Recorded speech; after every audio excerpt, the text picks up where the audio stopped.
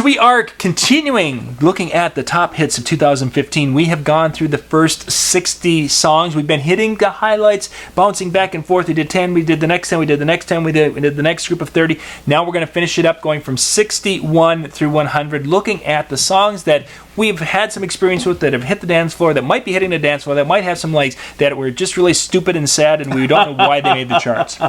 This is the time where there's more stupid and sad that really shouldn't. Well, that's not true. There's some really good songs at the end of the charts.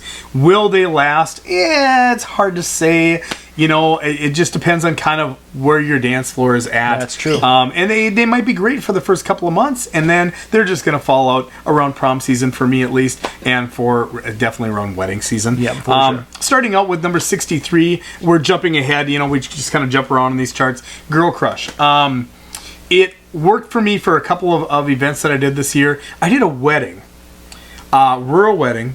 Northern Minnesota, way northern Minnesota, is probably one of my biggest songs that night. Really? Yeah, I did video dance, so I did the video with it, and they loved that, of course, and which I don't do a whole lot anymore with weddings, but that was one of their requests and one thing that they purchased for their wedding, and yeah, it was a big song for me that night.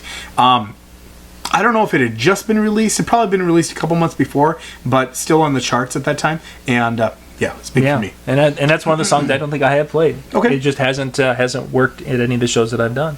So moving up the charts into the 60s. Go ahead, John. Yeah, let's go to 65. 65 is Drag Me Down from One Direction.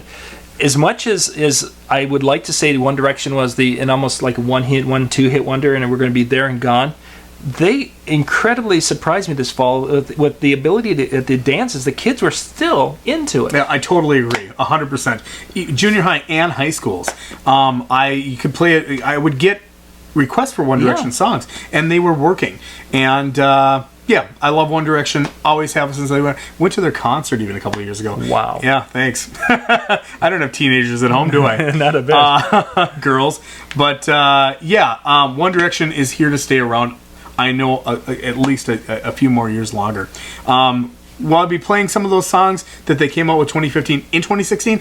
Yeah, it's hard to say. Maybe a slow dance or two, or slow song of theirs from One Direction. That's pretty much it. Yeah. Where are we going from here? I think we're going to jump now. We're going to be making some bigger jumps because there's a lot of songs again that just aren't going to be something you're going to be like changed from Nick Jonas at 68. I don't see that being anything. Yeah, maybe a school a little bit here or there, but it's not going to be something that we're going to really hit. So let's jump down. A song that got a lot of airplay earlier in the year was "Riptide" at number 71. It did. Great song. I haven't played it since. Yep. But yeah, it's just not going to go into 2016 for me on my list of music that I play. Can we jump to 75? Yeah, let's jump down because we've got at 72 we have Classic Man, we've got 73 we've got X's and O's, good songs, but again we're getting into the kind of adult contemporary type songs that aren't the danceable songs, that are more the listening songs. Let's jump down. 75. What do we got? 75 is Marvin Gaye. I played this at every song or every event for schools since it came out. It's been huge for me. Played it on New Year's. It was huge on New Year's. Kids still like this song. Teens still like this song. I will be playing this up until prom for sure.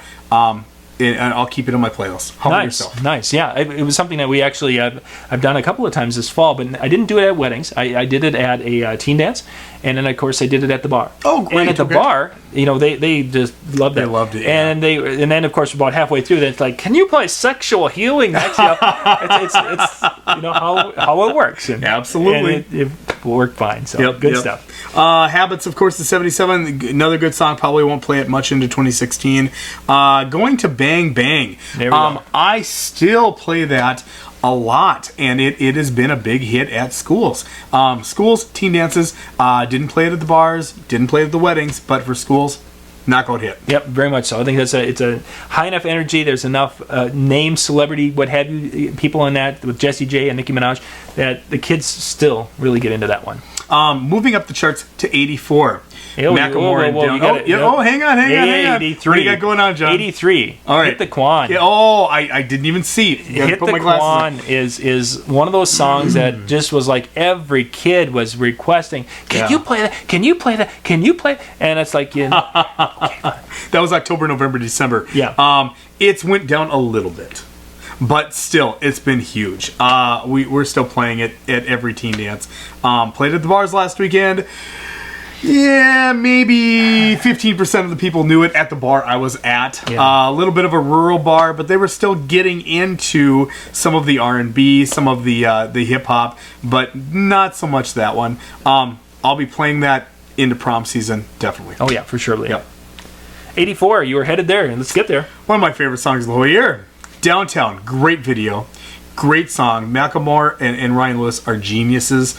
I don't know why it's 84, probably because it came out a little bit later in the year, but that should be in my top 10 for sure. Played at the bar last weekend. Biggest song at the bar, maybe the second biggest song at the bar. Still works great for schools, and it's worked for all of my weddings. Nice, yeah. John. It's been a very good with dances, with the teen dances I did this fall. But it was again one that I mixed in and mixed out of. I didn't because I didn't play the whole thing because there's that the tempo changes and there is that, yeah. And I'm not a huge fan of that. I want to keep a fairly consistent flow. So in, play, out, life is good. Life's good. Okay, moving on. Kick Up the Dust. Played it a little bit. A couple of different events this year. At 87. Weddings, at 87. Weddings and a couple of bars. Went really well. Yourself? Yeah, and I was actually going to be back up at 85 with House Party, which is probably my token country song. No kidding, huh? There hasn't been many. Yeah, but that one, House Party, has been requested a couple times. Kick Up the Dust, I think maybe... Yeah, I think I did play it once this year. It's just that country music just isn't what it is in our vicinity. It isn't, which is odd because we are a little bit more rural than a lot of other folks. But yeah, when you go back down to where you were, there we go, House Party. House Party actually was a bigger song for me last weekend than Kick Up the Dust, but still, that's something that I'm going to play probably into 2016, definitely at my bars. And part of it's because there just aren't a ton of really, and for those of you who are country fans, I apologize, but there just aren't a ton of really good country songs that have that crowd recognition at that high level. And there's what's hurting us. Unless you're a big country fan already. Unless you are. And then you're like, oh, I want this, I want this, I want this. Yep. And they've got their list of country music that they got to hear, and it works for them perfectly. But for them, absolutely. Yeah. But if you're doing a bar or definitely a wedding, you got to stick to something that everybody knows. Yeah. Obviously, we all know that, and there's not a whole lot of those out there. Yeah, for sure. I agree with you. For sure. Getting down to 89, we've got Budapest again. I would say it's more of an adult contemporary song. It's a good song, great listening song, but not something I don't think that we're going to be using in anything we do. I agree. 91 might be a possibility with the Heartbeat song from Kelly Clarkson. Just because Kelly has the ability to produce hits. Absolutely. Not the Taylor Swift, but she can bring it and she can put a song out there. I think that's going to be something that you're probably going to be pulling requests out of those middle-aged women again. I think that's where I'm seeing that one come in. I probably won't get a request for that, but yeah, I can understand that. Yep. We're going to jump in. You got 92. We've got "Don't" from Ed Sheeran. Good song. It's one that I play about that much of because there's some of the verses in there that I'm a little uncomfortable playing at a teen dance. Yep. But you can play, and I think I read at the top, and I have to look at my notes. But you can get a chorus and a verse and a chorus and an out. Yep. Another song I don't agree with, where I'm going to jump up to 95, is "Waves." At 95, come on, "Waves" is a great song. I love that song. I always love it. Probably not the best to dance to.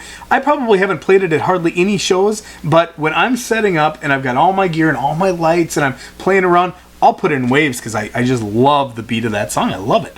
But will I be playing it in 2016? Absolutely, but I'll only be playing it probably when nobody's there yet. So just for me, I'll be playing it for myself.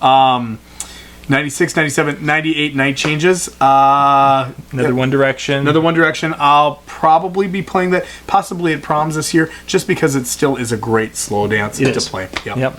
We get into 99, 100. You get back to back from Drake, and then How Deep Is Your Love from Calvin Harris. They're there. I guess that's the best I'm going to give you. I don't know. I like Calvin Harris. I'm a big fan. I mean, he's probably one of the biggest DJs in the world, beyond Armin and a few others. But, it's a good chart. Looking back, there's a few that I don't agree why they're at that number, rather than not up quite a ways. Macklemore, especially. But, we've got some there that will be definitely playing into 2016. I think so. I think you're going to be playing some of those, and there are going to be a few. Now, it's seldom do you have a year when there's going to be like, oh, I got 10 that are A-list songs for the next 3 years. We're going to definitely be seeing a lot of these used in our shows and requested in our shows.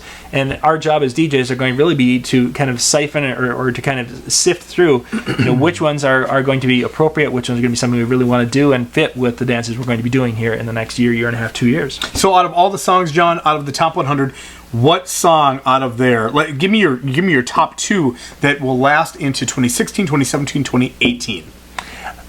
We mentioned in our very first video, Uptown Funk is definitely going to be one. I agree. That gets there. 100%.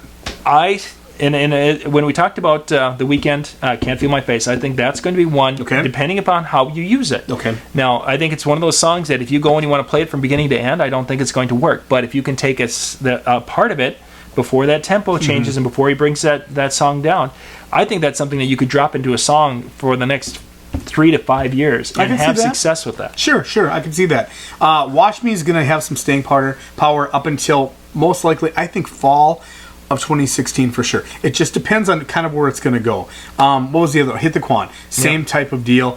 I think Shut Up and Dance, I think I'm going to be playing that in 2017, 2018.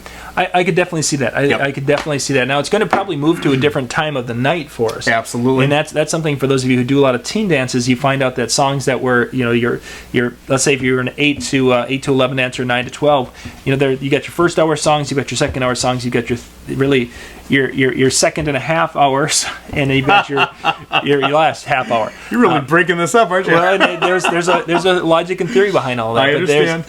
Some of these songs are going to be moving from their positions as you go because they were at one time that lead song that you wanted to hook the kids and get them on the dance floor. Yep. And then there's times where it's a song that'll fit into a stretch where you want them to go out there and dance and sweat hard. And then there's going to be kind of the cool off time where you're kind of semi winding down before that last little burst at the end. So I agree with you. It's going to be it'll be an interesting thing to see how these all play out in 2016 for us. Yeah, so if anybody at home's got questions for us, where do they put those, John? They can go and put any thoughts on the songs, the top 100. You can put that in the comment section right below us. It's right down there. See at the table, computer, it's right under there. Comment section is a great spot to share your thoughts of the top 100 because there's other people out there who are looking at this who may not be experienced with some of these songs and even some of the things that we missed. You might have some great experience with that. Absolutely. We'd love to hear it. Right there, comment section. Once again, thank you guys for watching. This is John Young with the Disc Jockey News and Jeremy Landby with the Disc Jockey News. Thanks for watching. Thanks.